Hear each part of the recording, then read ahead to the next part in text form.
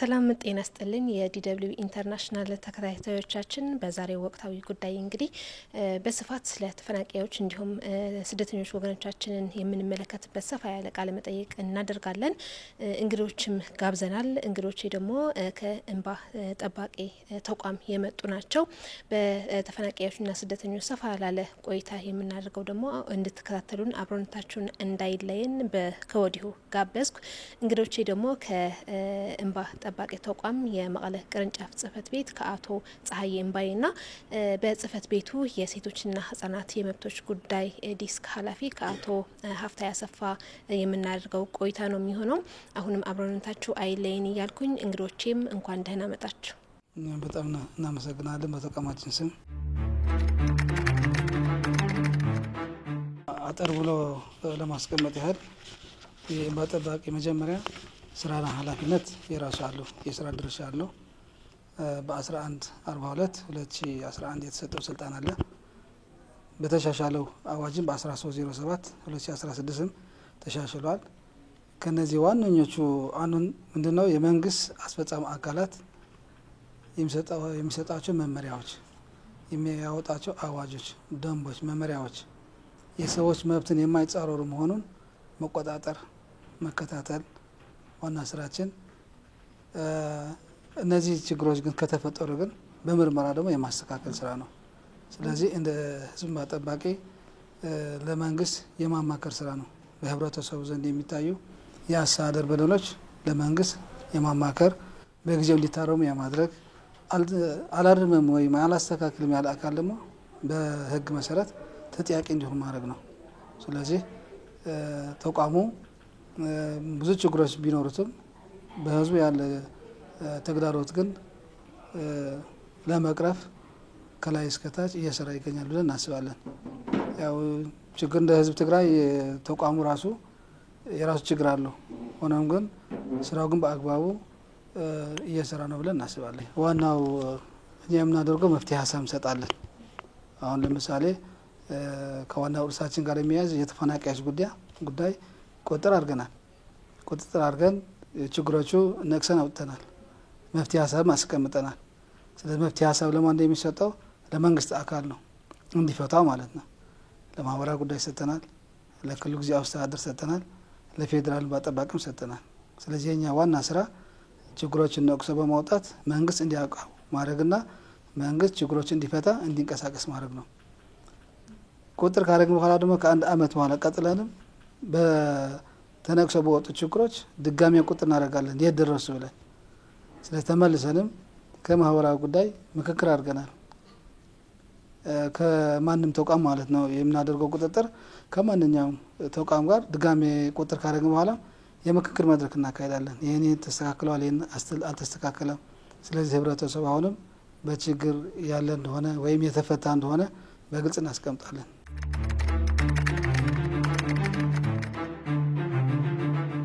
በእንባ ጠባቂ ተቋም የተለያዩ የቁጥጥር ስራዎች በተለይ ከፕሪቶሪያው ስምምነት በኋላ በ2016 እና በ2017 ላይ የተለያዩ የቁጥጥር ስራዎች ሰርተናል። በዋናነት ህግ የማስከበር ስራ የወጡ አዋጆች፣ ደንቦች፣ መመሪያዎች ስፔሲፊካሊ ደግሞ የክልሉ ህገ መንግስትና የፌዴራሉ ህገ መንግስት የኢትዮጵያ ህገ መንግስትና ዓለም አቀፍ ስምምነቶች ተከብረው በዜጎች ላይ አስተዳደራዊ በደል እንዳይፈጸሙ ብዙ ጥረቶች እየተደረጉ ናቸው። ግን ደግሞ የክልሉ አስፈጻሚ አካላትና የፌዴራሉ አስፈጻሚ አካል እነዚህ አስተዳደር በደሎች ትኩረት ሰጥተው መፍትሄ በመስጠት ዙሪያ ከፍተኛ ችግር አለ ብለን እንወስዳለን። ለምሳሌ ከፕሪቶሪያ ስምምነት በኋላ በ2016 ላይ በተፈናቃዮች ዙሪያ ሰርተን ነበር። በልዩ ትኩረት የሚሹ የህብረተሰብ ክፍሎች በዋናነት በሴቶች፣ ህጻናትና አካል ጉዳተኞችና አረጋውያን የሚመለከቱ ጉዳዮች ሰርተን ለሚመለከቱ አቅርበናል። በዚህ ዙሪያ የተገኙ ግኝቶች ነበሩ። ከክልሉ ጊዜያዊ አስተዳደር በሚመራበት አካባቢ ለምሳሌ በሽረ ወስደን ነበር። በአክሱም፣ በአብይ ዓድና በመቀሌ ሳምፕል ነው የወሰድነው። እኛ ሳምፕል ወስደን አብዛኛው ተፈናቃዮች የሚኖሩበት ካምፖችና ከተሞች ሳምፕል ወስደን ሰርተናል። ለምሳሌ በማህበራዊ ጉዳይ በክልል በሽረ፣ አክሱም፣ አብይ ዓዲ የማህበራዊ ጉዳይ ጽህፈት ቤቶችና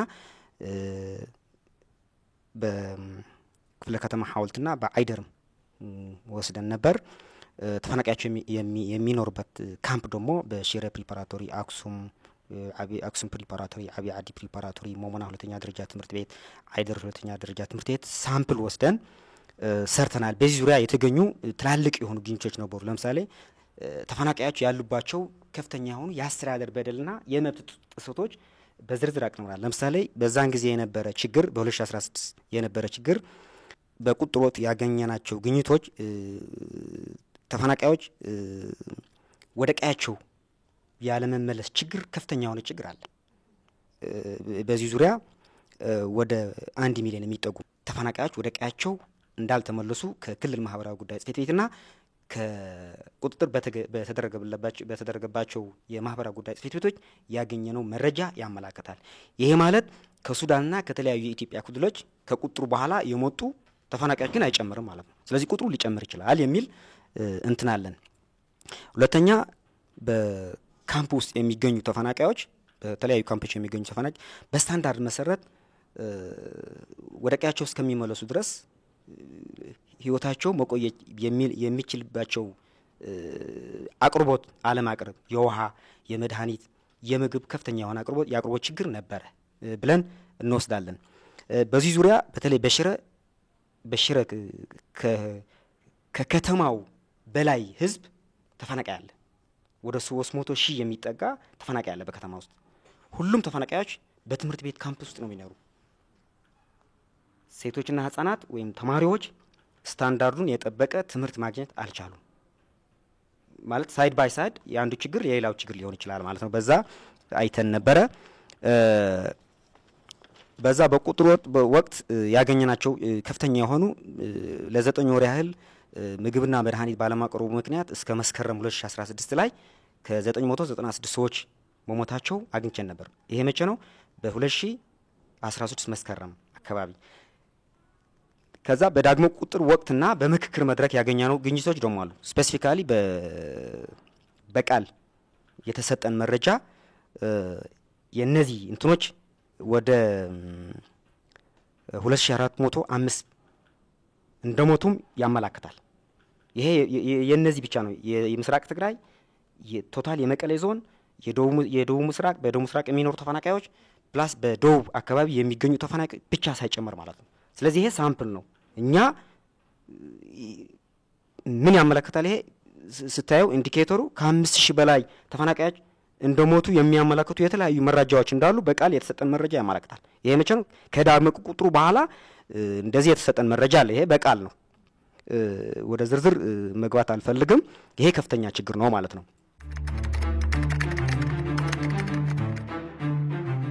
በተፈናቃዮች የደረሰ አስተዳደራዊ በደል አለ። ይሄ ብቻ ሳይሆን የሰብአዊና የዲሞክራሲያዊ መብት ጥሰት ደግሞ ተፈጽሞበታል የሚል ሀሳብ ነው ያለብን እኛ ማለት ነው። የአስተዳደር በደል ብቻ አይደለም። ዋናው እኛ የምናየው የአስተዳደር በደል ነው። ለምሳሌ ተፈናቃዮች ወደ ቀያቸው አልተመለሱም።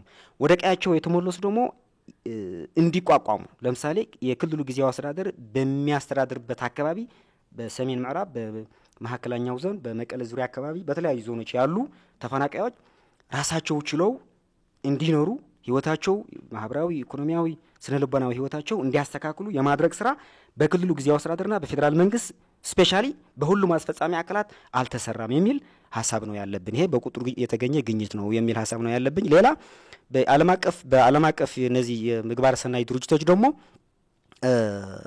በተፈናቃዮች ያሉ ችግሮች ቀጣይነት ያለው መፍትሄ በመስጠት ዙሪያ ችግር አለባቸው።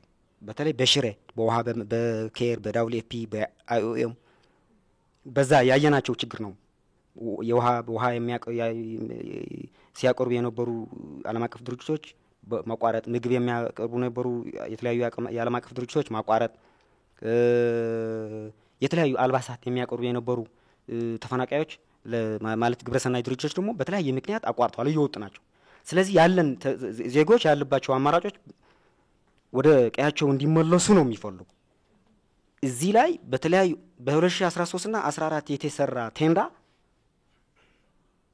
እድሳት እንኳን ሳይደረግበት ማለት ነው በፀሐይ በነፋስ በዝናብ እየተሰቃዩ ተስፋ እንዲቆርጡ እንዲሰደዱ ለተለያዩ ችግሮች እንዲጋለጡ የሚያመች ሁኔታ ነው ያለው። ስፔሲፊካሊ ሳምፕል በወሰድ ነው መረጃ ማለት ነው። ይሄ የተጣራ መረጃ ነው ያለን ማለት ነው። ዝም ብለን ነው አይደለም። እኔ ራሴ የነበርኩበት ስለሆነ ሌላ ኮንሰምፕሽን ተብሎ የሚወራ ነገር አይደለም። ይሄ ከፍተኛ ችግር ነበረ በቁጥር ወቅት ያየ ነው ማለት ነው። ሌላ በራሳቸው ጥረት በመንግስትና በራሳቸው ጥረት ወደ ቀያቸው የተመለሱ አሉ። ለምሳሌ ወደ ሰሜን ምዕራብ አካባቢ፣ ወደ ምስራቅ፣ ወደ ደቡብ አካባቢ የተመለሱ ተፈናቃዮች ደግሞ እንዳልኩሽ የስነ ልቦና ትምህርት እንዲያገኙ አልተደረገም። ካሳ እንዲያገኙ እንዲቋቋሙ በማድረግ ስራ እየተሰራ አይደለም። የተለያዩ ዓለም አቀፍ ድርጅቶችም እንደዛ አይነት ስራ እየሰሩ አይደሉም። የክልሉ መንግስት ጊዜያዊ አስተዳደርና የፌዴራል መንግስትም እንደዛ አይነት ስራ እየሰራ አይደለም የሚል ግኝት ነው ያገኘ ነው የሚል ሐሳብ ነው ያለብኝ። ሌላ በስምምነቱ መሰረት ወደ ተለያዩ ቦታዎች የተመለሱ ለምሳሌ ከሽሬ አካባቢ ወደ ጸለምትና ወደ ጸለምት አካባቢ የተመለሱ አሉ። ከአክሱም ከሽሬና ከአብይ አዲ ወደዛ የተመለሱ ተፈናቃዮች በዛ አካባቢ ምቹ የሆነ ሁኔታ ባለመፈጠሩ ምክንያት ተመልሶም ደግሞ ወደ ሽሬና ወደ አክሱም ወደ አብይ አዲ የተመለሱ ደግሞ አግኝተናል። ይሄ ቃል በቃል ነው። ለምሳሌ በአብይ አዲ ወደ 70 የሚሆኑ ከማይጸብርክና ከጸለምት አካባቢ ወደ አብይ አዲ 70 የሚሆኑ ወደ አክሱም ደግሞ ወደ 80 የሚሆኑ አባወራዎች ወደ ሽሬ ደግሞ 130 የሚሆኑ አባወራዎች አግኝተናል ማለት ነው። ስለዚህ ይሄ በመሬት ላይ ያለ እውነታ ነው። ማንንም ሰው በሰብአዊ እና ዲሞክራሲያዊ መብት ተሟጋች ነው የሚል ነፃ የሆነ ሰው ማረጋገጥ ይችላል ማለት ነው። በዋናነት ደግሞ ያለው የአስተዳደር በደል ነቅሶ መውጣት የሚችል ዜጋ ካለ ነፃና ገለልተኛ ሆኖ ለሰው ቅድሚያ ለሰብአዊነት የሚሰጥ ስራ አስፈጻሚና ወይም ደግሞ የሆነ ዜጋ ካለ ማረጋገጥ ይችላል። ተፈናቃዮች ለደረሰባቸው የአስተዳደር በደሉን የሰብአዊና የዲሞክራሲያዊ መብት ጥሰት ተጠያቂ የሚያደርግ አሰራር ባለመዘርጋቱ ምክንያት የአስተዳደር በደል የፈጸሙ አካላት በህግ የሚጠየቁበት አሰራር አልተጀመረም። ሴቶችና ህጻናት ለተለያዩ ችግሮች ነው የተገለጡ ያሉ። አረጋውያን አካል ሆነው ለምሳሌ በተፈናቃይ ውስጥ ያሉ ተደራራቢ በሽታ ያለባቸው ዜጎች መድኃኒት በነፃ ማግኘት አለባቸው ይላል። በነፃ መድኃኒት እንዲያገኙ ወደ ማህበራዊ ጉዳይ ቢሮ ይሄዳሉ። ወደ ወረዳ ማህበራዊ ጉዳይ ከተፈናቃይ ካምፕ ወደ ማህበራዊ ጉዳይ ጽሕፈት ቤት ይሄዳሉ። ማህበራዊ ጉዳይ ጽሕፈት ቤት ደግሞ ከአስፈጻሚያት ጋር ሆኖ ወይም ራሱ ለሚመለከታቸው የጤና ወደ ሆስፒታል ወይ ወደ ጤና ጣቢያዎች ይጽፋል። ሲሄዱ እነዚህ አካል ጉዳተኞች አረጋውያን ህጻናት ሲሄዱ ደግሞ ወይም ከፍተኛ ችግር ያለባቸው ዜጎች ሲሄዱ መድኃኒት የለም ይባላል። መድኃኒት በሆስፒታል አካባቢ መድኃኒት የለም፣ በጤና ጣቢያ መድኃኒት የለም፣ ወጣችሁ ግዙ ይባላሉ ማለት ነው። እነዚህ ተፈናቃዮች ናቸው። አብይ አዲም እንደዛሉ፣ ሽሬም እንደዛሉ፣ አክሱም እንደዛሉ። በዚህ በሐወልቲ በክፍለ ከተማ መቀሌ በሐወልቲ በሞሞና አይተናል። በአይደርም አይተናል። አይደር ትምህርት ቤት ማለት ነው። ስፔሻሊ አዳሃ የሚባል ትምህርት ቤት አለ። አይደር ክፍለ ከተማ ነው። በአዳሃ ትምህርት ቤት አይተናል። ይሄ ከፍተኛ ችግር ነው ያለው። ዋና መፍትሄ መሆን የሚችልበት አሁን ተፈናቃይ 12 ኪሎና የተወሰነ ይሄ ክክ ነገር ምንድነው የሚባለው ይሄ ለዘይት በተፈናቃይ ካምፕ ሆነው ለ3 አመት ለ4 አመት ለ5 አመት መሮር አይፈልጉም። የክልሉ ስራ አስፈጻሚና የፌዴራሉ ስራ አስፈጻሚ በስምምነቱ መሰረት ተፈናቃዮች ወደ ቀያቸው እንዲመለሱ መስራት አለበት። በአጠቃላይ ግን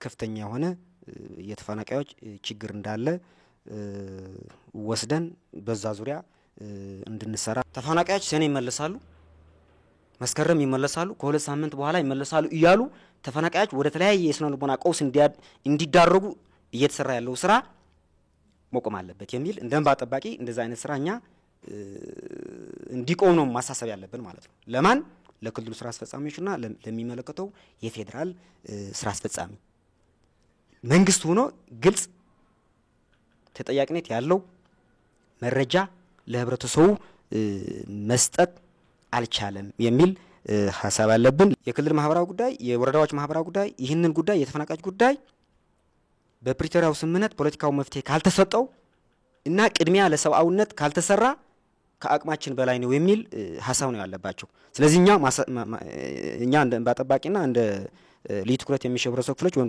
እንደ የሴቶችና የህፃናት መብቶች አፈጻጸም ጉዳይ ዳይሬክተር ማለት ያለብኝ ጊዜያዊ አስተዳደሩና የፌዴራል መንግስቱ ያለ ቅድመ ሁኔታ በስምምነቱ መሰረት ወደ ቀያቸው እንዲመለሱ በተፈናቃዮች ዙሪያ እያጋጠመ ያለው የአስተዳደር በደል እና የሰብአዊ መብት ጥሰት እንዲቆም እንዲሰሩ እናሳስባለን። ተቃያች ያለበት ሁኔታ ስንል በአሁኑ ሰዓት መናገር በጣም ከባድ ነው። ለበርካታ ማህበራዊ፣ ኢኮኖሚያዊ፣ ስነልቦናዊ፣ አካላዊ ችግሮች ተጋልጠዋል።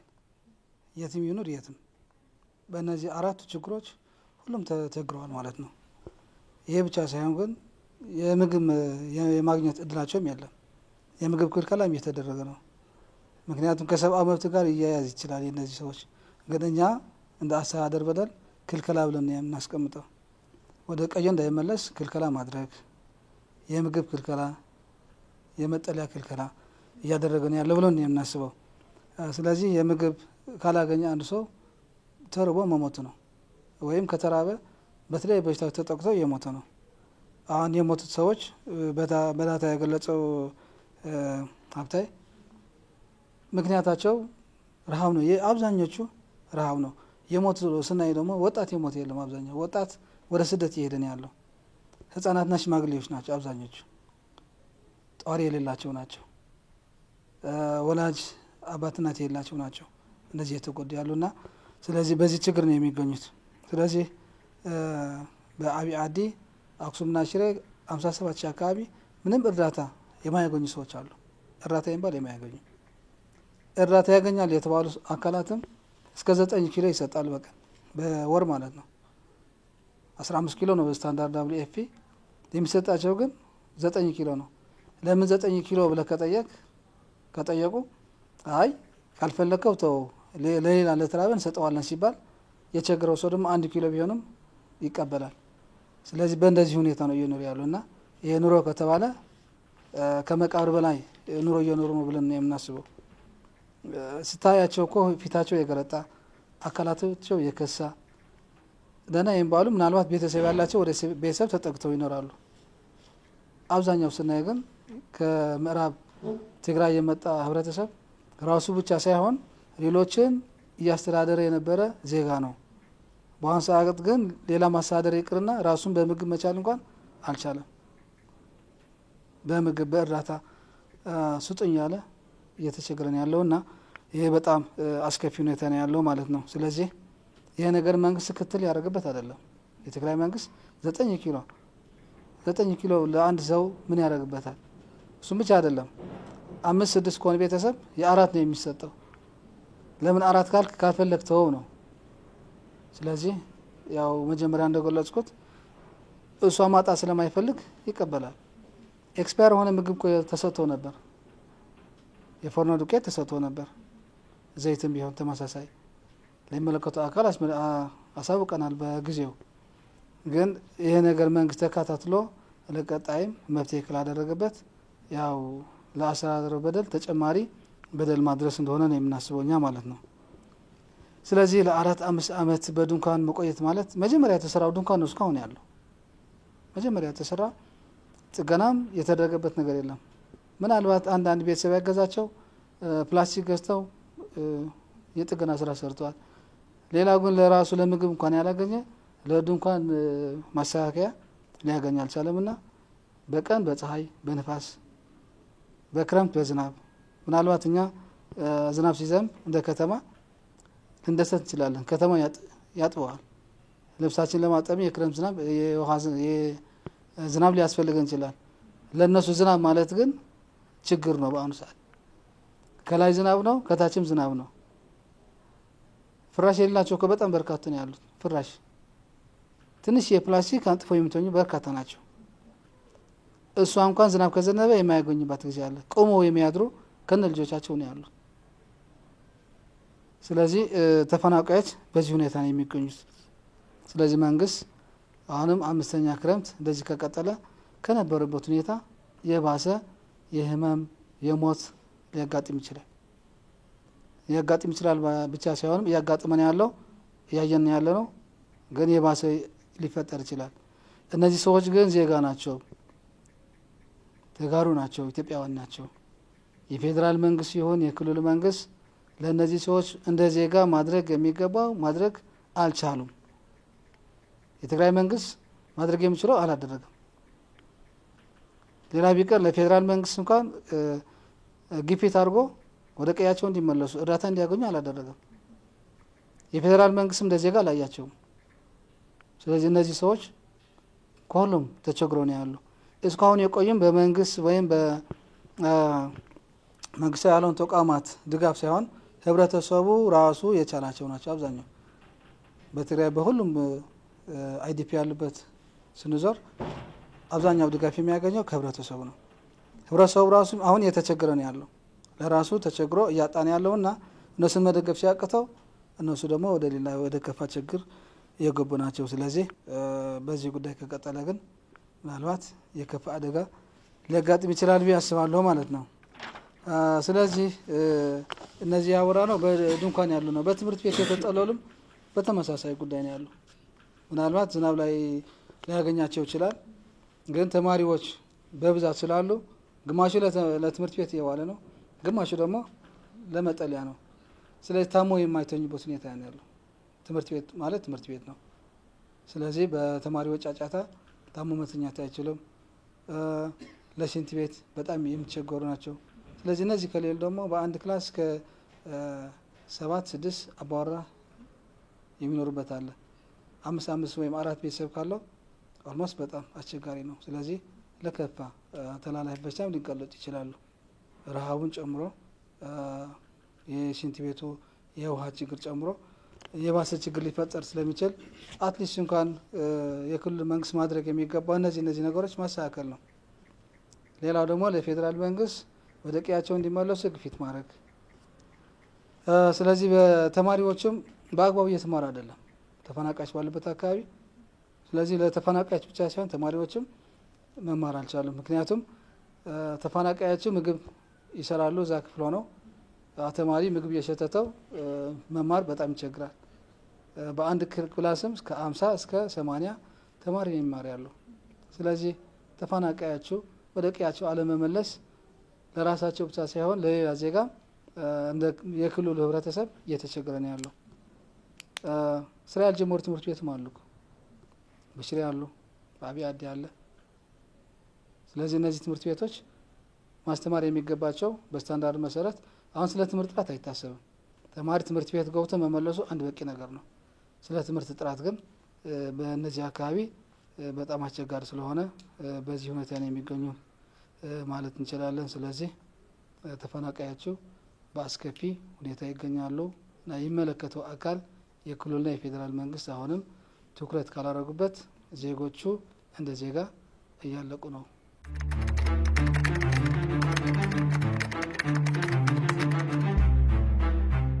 አሁን ዋናው አስፈላጊ የሆነው ይሄ ነገር ሰላም ነው። ሰላም ቢኖር ኖሮ እነዚህ ሁሉ ተገናኝተን አናወራም ነበር። ተፈናቃዮችም በሌላ ጉዳይ ማናወራም ነበርና ሰላም ነው። ስለዚህ ሰላም ለማምጣት ደግሞ ሁሉም ለሰላም ዘመቆም አለበት ብለን እናስባለን። ለሰላም ደግሞ በራሱ አይመጣም። ሰላም መስዋዕት ማድረግ አለብን። ያው የኔጎሽዬሽን ስራ ከሆነ ሉዝ ማድረግ አይገባም። ዊን ማድረግ አለብን። ሉዝ ማድረግ ያለብንም ሉዝ አድርገን ግን ዜጎችን ማዕከል ያደረገ መሆን አለበት።